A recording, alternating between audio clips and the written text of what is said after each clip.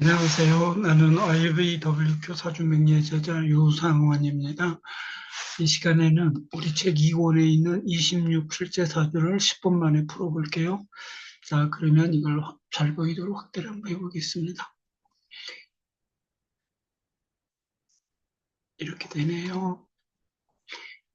우리 IVWQ에서 사주 풀이를 한다는 것은 항상 이렇게 수치 산출을 시작하게 돼요.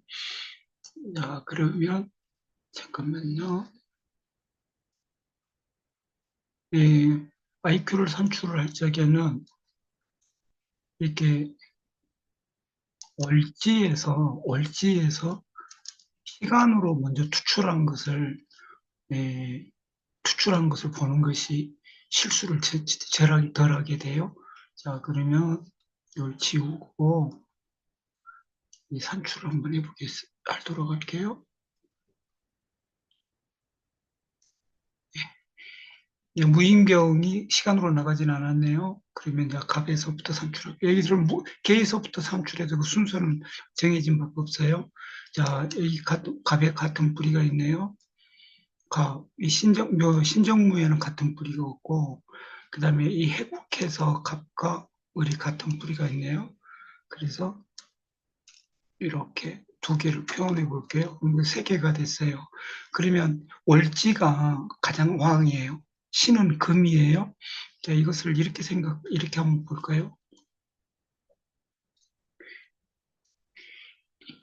여기 사각형에서 여기를, 여기를 신이라고 해봐요. 여기가 신의 왕이에요. 그럼 이 반대편, 여기가 목이 돼요. 금의 반대편이 목이고, 그럼 이 가운데는 여기는 화토가 돼요. 그래서 이렇게 왕상세사를 생각할 적에는 이렇게 사각형, 이거를 금을 가을이라 하기도 좋고, 그럼 가을의 반대편은 봄이죠. 그러면 가운데가 있는 것은 이쪽은 겨울, 위는 화토, 여름이다. 이렇게 생각하시면 이해가 쉬울 거예요. 자, 그래서 옆구리가 그래서 그 방금 전에 산출은 4, 3, 12. 금의 반대편 목은 왕색값이 40이었어요. 그래서 120이 된 거고, 그 다음에 이제 물을 산출해 볼게요. 잠깐, 미안해요. 지우고 할게요. 무는 같은 뿌리 무가 있어요. 그 다음에 물을 생하는 화생토 병이 있고, 여기도 물을 생하는 정화가 있고, 얘는 같은 뿌리가 있고, 그 다음에 여기에 또 같은 뿌리가 있어요. 그러면은 뿌리가 하나, 둘, 셋, 넷, 다섯. 그럼 왕색 값이 여기는 60이라고 그랬어요. 그래서 곱하니까 6, 5, 30, 300이 됐어요. 지우고 다시 경을 산출하도록 할게요. 경은 같은 뿌리가 있고, 경경 같은 뿌리인데 이렇게 전기라고도 해요. 이 전기는 뿌리를 두 개를 이렇게 예, 두 개로 산출을 해요. 그 다음에 여기 합의 뿌리가 을이 하나 있네요.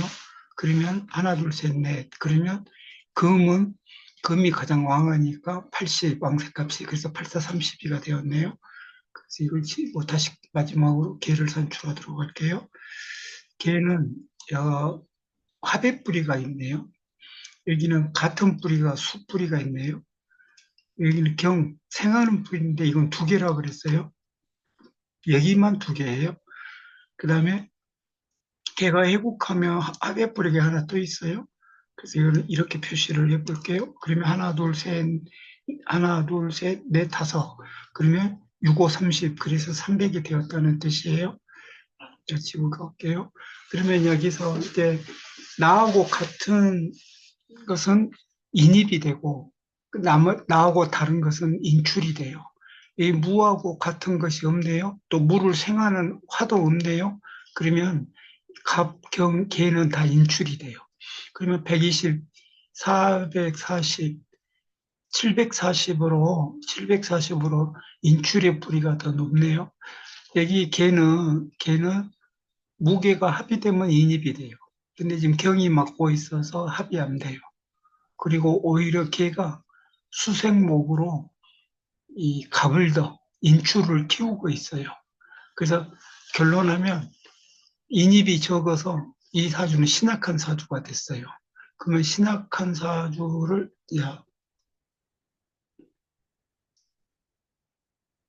이제 여기는 신악하면은 이 무를 생하는 것, 갖거나 생하는 것이, 이, 이를테면 조화신이 돼요. 예, 조화신이라는 말 안에는 상신이라는 말도 있고, 조후라는 말도 있고, 숙이라는 말도 있고, 어쨌든 사주를 중화시키고 조화롭게 만드는 것을 조화신이라 그래요. 그러면 신약이면은 이렇게 행운에서도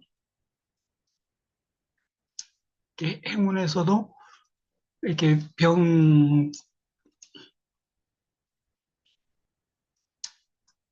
이렇게 병정무기, 이렇게 병을, 무를 생하는 때, 토를 하나 무가 생할 때, 이때가 가장 절정기가 돼요.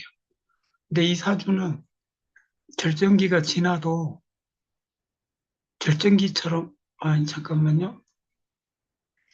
이 사주는 절정기가 지나도 갑을인묘에서는 종살격이 되고, 이 금수운에서는 개종제격이 돼서 사주가 할성기처럼, 이, 이 이상형의 활성기가 지나도 활성기처럼 이렇게 활동하게 돼요. 이런 사주가 굉장히 드물어요. 거의 없다고 보면 돼요. 그래서 여기까지 사주를 푸는데 10분 걸린다 그런 뜻이에요. 그러면 나머지를 더 보충 설명해 볼게요. 그러면 이 사주는 지금 다시 볼까요? 네. 여기를 보시면 23 경계인으로 나와요. 23 경계인, 왜 23 경계인이냐 하면은 것은 우리 책의 경지를 참고하시면 돼요. 근데 23 경계인이라는 것은 그 정도가 상류층을 의미를 해요. 우리 책에서 그래요. 그러면 그 23 경계인 아래는 중산층인데 우리 책에서는 34 경계인으로 표현이 되고 그 아래는 이제 서민인데 이제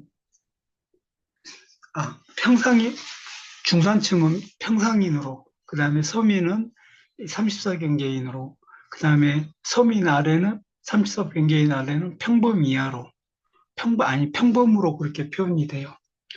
근데 여기서 누구나 다 우리가 상류층으로 살고 싶은데 예, 내 사주는 상류층 사주가 아니다. 이렇게 서운해하시는 분들이 많아요. 근데 이것을 서운하게 하기보다 지금 우리가 경지를 나누는 것은 예를 들어서 우리의 IQ가 얼마인지, 공부 능력이 얼마인지, 운동 능력이 얼마인지 이런 것을 의미한다고 생각하면 돼요. 예를 들어서 우리가 상위권 대학이나 의대나 법대나 이쪽에가 23 경쟁이 많이 분포돼요. 들은 이제 평상인도 그 23 경계인만큼 많지 않지만 평상인도 그 부류가 있어요. 그래 이런 거는 내가 가진 복이 얼마다 재운 예? 큰 돈을 하늘이 내린다건데 나는 뭐 재운이 없다 이런 뜻으로 받아들이지 말고 나는 여러분들이 예를 들어서 같은 야구 선수인데 메이저리그에서 뛰는 선수가 있고 마이너리그에서 뛰는 선수가 있고 뭐 그러는 것처럼 자신의 능력, 지원 환경, 그다음에 노력 뭐 등등등 모든 것을 포함한 자신의 그릇으로 생각을 해야지 복으로만 생각하고 운명으로만 생각하면 서운할 때가 많아요. 근데 실질적으로 달리기를 못하는 사람이 달리기를 잘할 수 있는 것을 이렇게 희망하는 것처럼 우리가 상류층으로 태어났으면 좋았을 것이다. 그렇지만 우리가 상류층보다는 그러니까 뭐 모코시를 합격하고 의사 박관이 되는 것보다 그렇지 못한 사람이 훨씬 수가 더 많은 거예요. 그래서 내가 혹시 상류층이나 중산층이 못 된다 할지라도 이 34나 평범한 그, 그 영역에 분포된 사람들이 우리가 대다수다 그런 뜻이에요. 그래서 그런 일로 여러분들이 상처받지 않기를 바라겠어요. 그러면 이제 이 다음에 올해는 어떻겠습니까? 내년에는 어떻겠습니까? 네, 이걸 보려면 지금 여기서는 이제 원국을 우리 책에서는 YQ1이라 그래요. 근데 그걸 보려면 IQ3를 이렇게 산출해야 돼요. 원국 산출하는 거하고 조금 방법이 달라요.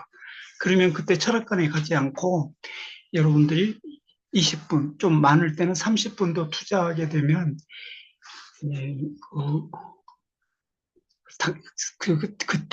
그때 자신한테 처해진 운의 기운을 알 수가 있어요.